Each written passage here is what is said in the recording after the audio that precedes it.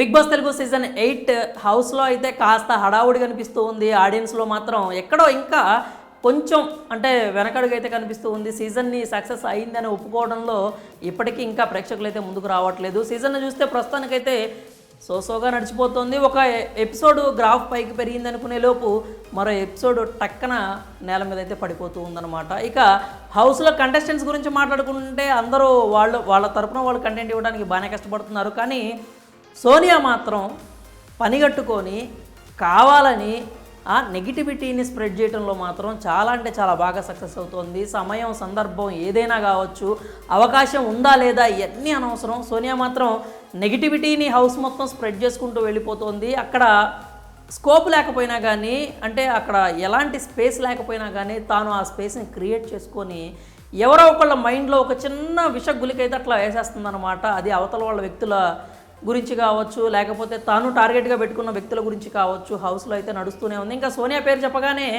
ఆమెకు ప్రధాన శత్రువుగా మారిపోయిన విష్ణు గురించే అందరూ గుర్తు చేసుకుంటూ ఉన్నారనమాట. ఇప్పటికే సోనియా వల్ల విష్ణుకి చాలా అంటే చాలా పాజిటివిటీ వచ్చింది. అలాగే ఆమెకు అంటే ఇప్పటికే ఉన్న ఫాలోయింగ్ మాత్రమే కాకుండా విష్ణు హౌస్లో ప్రదర్శిస్తున్నటువంటి మెచ్యూరిటీ చూసిన తర్వాత విష్ణు మీద ఇంకా అందరికీ అభిమానం అనేది ఎక్కువైందనే చెప్పాలి.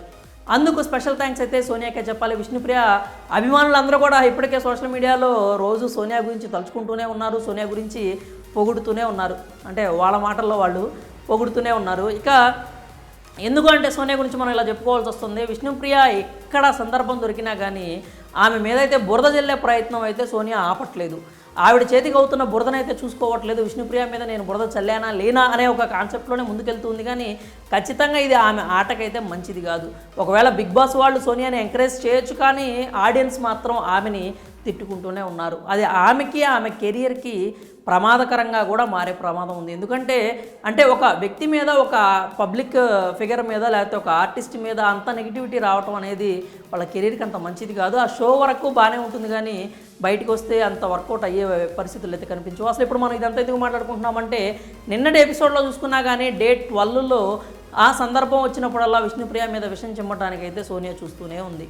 అసలు ఏం జరిగిందంటే, విష్ణుప్రియ అంటే కిచెన్లో ఉన్నప్పుడు సరదాగా అంటే విష్ణుప్రియ ఎవరి మీద ఎలాంటి ఏ చిన్న జోక్ చేసినా కానీ అవతల వాళ్ళు అఫెండ్ అవుతారో లేదో తెలియదు, కానీ సోనియా మాత్రం ఖచ్చితంగా అఫెండ్ అవుతుంది. దాన్ని ఒక చిన్న సీన్లా క్రియేట్ చేయాలని చూస్తుంది. ఆమెకి విష్ణుప్రియకి ఎవరైతే క్లోజ్గా ఉంటారో వాళ్ళని మరింత దూరం జరిగేలా చేయడానికి తన ప్రయత్నాలు అయితే తను చేస్తుంది. ప్రేరణ ఏదో హౌస్లో కష్టపడి బ్రెడ్ని రోస్ట్ చేసిందనమాట. అది కొంచెం డార్క్గా ఉంది అని చెప్పి విష్ణుప్రియ చూడు ఎవరిది కాల్చింది, ఇంత నల్లగా చేశారో అని చెప్పి సరదాగానే అనింది. ఆ సిచ్యువేషన్ చూస్తే ఎవరికైనా అర్థమవుతుందో సరదాగా అనిందని.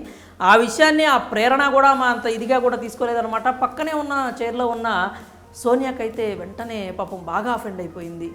ఎంత కష్టపడి చేసింది ప్రేరణ, అలా ఎలా మాట్లాడుతుంది విష్ణుప్రియ, ఎప్పుడు ఎవరో ఒకరిని రెచ్చగొట్టడమే పనే. అంటే ఈవిడికి ఆమె జోక్గా చెప్పిందా, లేకపోతే సీరియస్గా చెప్పిందా, రెచ్చగొట్టడానికి చెప్పిందా, గొడవ పడడానికి చెప్పిందా అనే విషయం కూడా క్లారిటీ లేదు.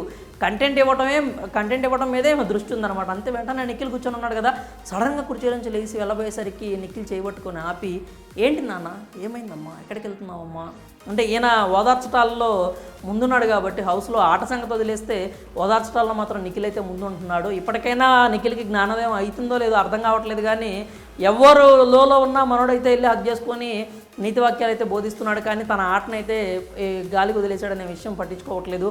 అంటే కెరటన్ టీంకి నిన్న టాస్కుల్లో అయితే హైయెస్ట్ అమౌంట్ వచ్చింది, అదైతే నిజంగా మంచి విషయం. కానీ ఆటపరంగా ఇంకా నిఖిల్ గ్రాఫ్ కిందే ఉందనే విషయం అయితే మర్చిపోతున్నాడు. ఆ కిందికి రావడానికి కారణం సోనియా అనే విషయాన్ని నిఖిల్ ఎప్పుడు రియలైజ్ అవుతాడా అనేది ఆడియన్స్ కూడా ఎదురు చూస్తూ ఉన్నారనమాట. ఇక సోనియాని తీసుకొని బయటకు వచ్చి, సరే పద మనం ఇక్కడ కాదు కానీ బయటికి వెళ్ళి కూర్చొని మాట్లాడుకుందాం అని చెప్పి బయటకు వచ్చారు. బయటికి రాగానే ఇంకా స్టార్ట్ చేసింది సోనియా. ఇక ఏంటి, విష్ణుప్రియ ఎప్పుడు ఇదే పని, బోర్ కొట్టదా అని మహేష్ బాబు స్టైల్లో ఆయన చెప్తా ఉందన్నమాట.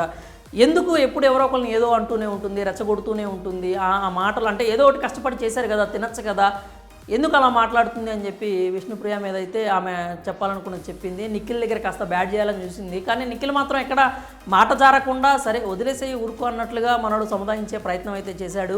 మళ్ళీ ఇంకా అటువైపుగా ఆ తర్వాత శేఖర్ భాష కూడా నడుచుకుంటూ వెళ్తూ ఉన్నాడు. శేఖర్ భాష నడుచుకుంటూ వెళ్తున్నప్పుడు చూసి, అంటే ఈమె గుసగుసలాడటంలో చాలా అంటే చాలా ఎక్స్పర్ట్ అనమాట. పక్కన ఉన్న వాళ్ళకి వినిపిస్తుందో లేదో కూడా తెలియదు మరి.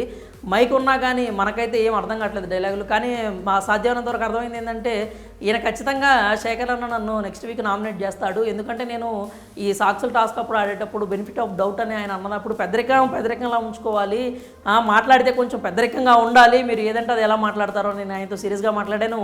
ఆయన నన్ను నామినేట్ చేస్తాడేమో అని చెప్పి అనైతే అనింది అనమాట. అక్కడి వరకు అన్న బాగానే ఉంటుంది. ఆ తర్వాత ఇంకా కొన్ని మాటలు కూడా అనేసింది. ఆయన అలా ఉంటే ఎలా, ఇలా చేస్తే ఎలా, మనం కూడా మా వాళ్ళ కోసమే కదా ఆడుతుంది, బెనిఫిట్ ఆఫ్ డౌట్ అని ఎలా అంటాడు అని కొన్ని ఆయన మీద కూడా కాస్త 4 అయితే విషం జల్లే ప్రయత్నం అయితే చేసింది. కాస్త శేఖర్ భాషని కూడా కొంచెం నెగిటివ్ చేయాలనేమే చూస్తుంది. అంటే ఏజ్ అనేది ఆయన ఏజ్ను వాడేసుకుంటున్నాడు, నేను పెద్దవాడిని కదా, నాకు ఎక్కువ తెలుసుంటుంది కదా అని ఆయన ఏజ్ ఒకటి అడ్డం పెట్టేసుకొని ఇక్కడ సిచ్యువేషన్స్ని ఇన్ఫ్లుయెన్స్ చేయాలని చూస్తున్నాడనే విధంగా అర్థం వచ్చేలాగా సోనియా అయితే అప్పుడు మాట్లాడటం జరిగింది. కాబట్టి ఓవరాల్గా చూసుకున్నట్లయితే హౌస్లో బిగ్గెస్ట్ టార్గెట్ విష్ణుప్రియ. ఎందుకంటే విష్ణుప్రియకి కాస్త కొత్త ఫాలోయింగ్ ఎక్కువ ఉంది, ఉన్నందరిలో కూడా కాస్త చలాకీగా ఉంటుంది, అలాగే స్ట్రాంగెస్ట్ కంటెస్టెంట్ కాబట్టి అమ్మాయిల తరపున అమ్మాయిల్లో చూసుకున్నట్లయితే విష్ణుప్రియనే ఆమెకి టార్గెట్ కాబట్టి విష్ణుప్రియనే టార్గెట్గా పెట్టుకుంది. ఇక హౌస్ను మొత్తాన్ని కూడా సోనియా నడిపిస్తుందనే విషయం అందరికీ తెలుసు. కాబట్టి సోనియా ఆట మీకు ఎలా అనిపించింది? విష్ణుప్రియని టార్గెట్ చేసుకొని సోనియా గ్రాఫ్ పైకి పెంచుకుంటుందా లేకపోతే